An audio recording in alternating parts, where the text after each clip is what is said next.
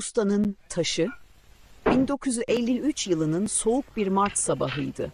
Anadolu'nun toprak yollarında köyün kenarındaki taş ocağından yükselen çekiç sesleri yankılanıyordu. Ustalar Hüseyin ve Rıfat köyün en iyi taşçılarıydı.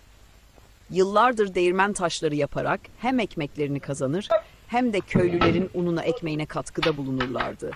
O sabah köyün eski su değirmeninin taşı çatlayınca yeni taş yapmaları şart olmuştu.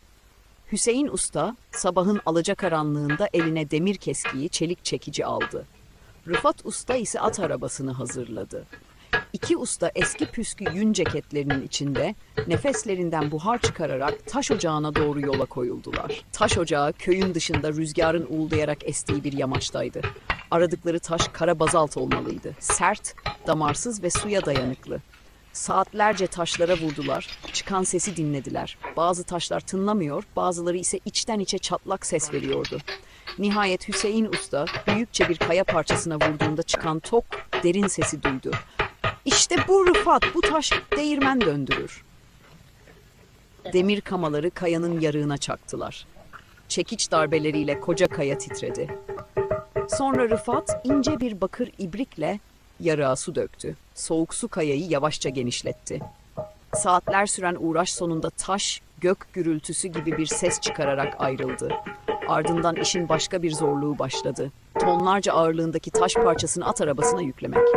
Kalın halatlar, tahta kızaklar ve ikisinin de nasır tutmuş elleri devreye girdi.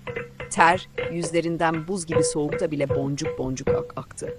Sonunda taş gıcırtılar eşliğinde arabanın üzerine yerleşti. Köye döndüklerinde taşçı atölyesi olarak kullandıkları küçük kerpiç binanın önüne indirdiler. Burada işin ince ustalığı başlıyordu.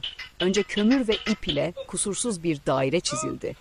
Sonra balyoz ve çekiç darbeleriyle taş yavaş yavaş yuvarlığa dönüştü.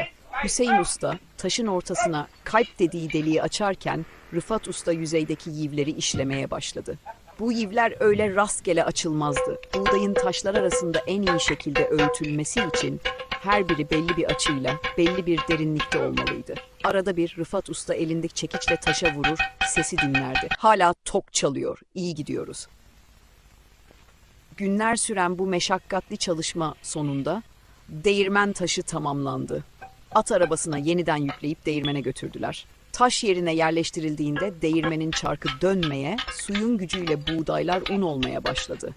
Değirmen içi mis gibi taze un kokusuyla doldu. O gün köyün kadınları sıcak ekmeklerini fırına sürdüler, çocuklar kapıda bekledi. Hüseyin ve Rıfat Usta ise kenarda sessizce oturup ekmeklikten birer lokma aldı.